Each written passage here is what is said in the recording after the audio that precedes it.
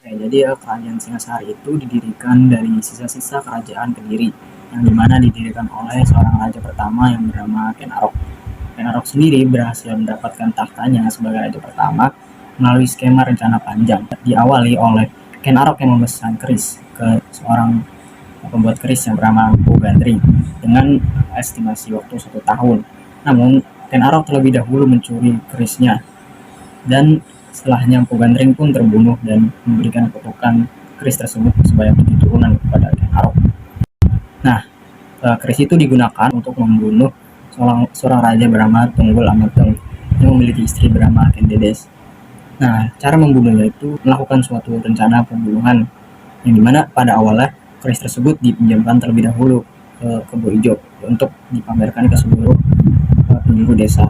Kemudian dia mengambil kerisnya kembali lalu membunuh Tunggul Amateng menggunakan keris tersebut, sehingga Kebo Ijo yang disalahkan oleh warga desa atas terbunuhnya Tunggul Amateng.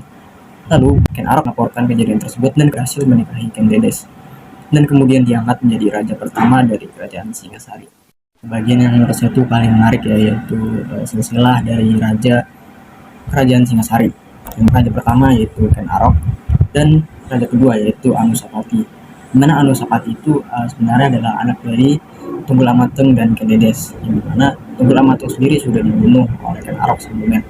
Sehingga ya Anusapati yang mendengar kabar tersebut pun berencana untuk membalaskan dendam ayahnya kepada Ken Arok, yang dimana pada akhirnya Anusapati membunuh Ken Arok menggunakan keris yang sama ya untuk membunuh ayahnya, yaitu keris pemberian dari Mpu Gandri.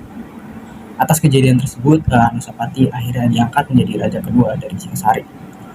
Lalu untuk raja ketiga yaitu Tohjaya, di mana Tohjaya itu adalah anak dari Ken Arok dengan Ken Umang, yaitu istri ataupun selir Ken Arok sebelum dia menikahi Ken Dedes.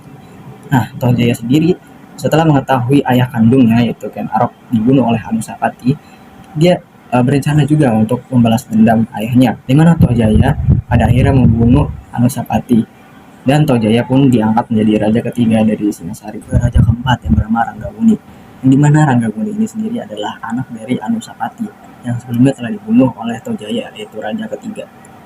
Ya, pada akhirnya Ranggabuni sendiri ikut membalaskan dendam ayahnya yaitu Anusapati, di mana Ranggabuni membunuh Tohjaya sehingga Ranggabuni diangkat menjadi raja keempat.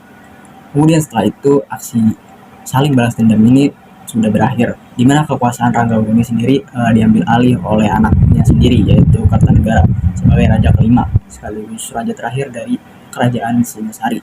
Oke, yang terakhir yaitu keruntuhan kerajaan Singasari, yang dimana diawali oleh kedatangan bangsa Mongol ke wilayah Singasari, yang dimana saat itu Raja Kartanegara ditawari oleh utusan Mongol untuk tunduk di bawah kekaisaran Mongol.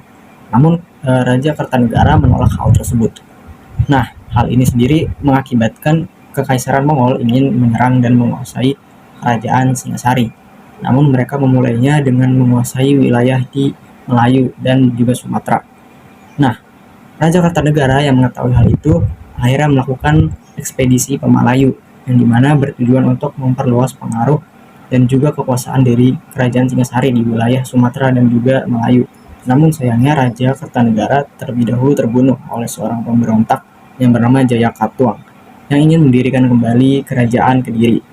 Namun pemberontakan ini tak berlangsung lama, yang dimana seorang saudara dari Kartanegara sendiri yaitu yang bernama Raden Wijaya membuat aliansi dengan kerajaan Mongol untuk membunuh Jayakatwang. Nah, setelah Jayakatwang terbunuh oleh aliansi mereka, pada akhirnya Raden Wijaya pun mengkhianati aliansinya dengan Mongol, di mana dia membunuh sisa pasukan dari Mongol yang tersisa. Setelah melakukannya, akhirnya Raden Wijaya mendirikan kerajaan baru di wilayah tersebut yang dikenal sebagai Kerajaan Majapahit. Saya akan review punya Ikal, yaitu pesan moralnya dapat saya menarik, tokohnya juga dan penjelasannya lengkap. Oke. Yang diceritakan Haikal itu penjelasannya cukup lengkap dan bagus, menggunakan bahasa-bahasa yang gampang saya pahami. Terus alurnya itu sesuai dengan apa yang ada gitu, sesuai dengan ceritanya.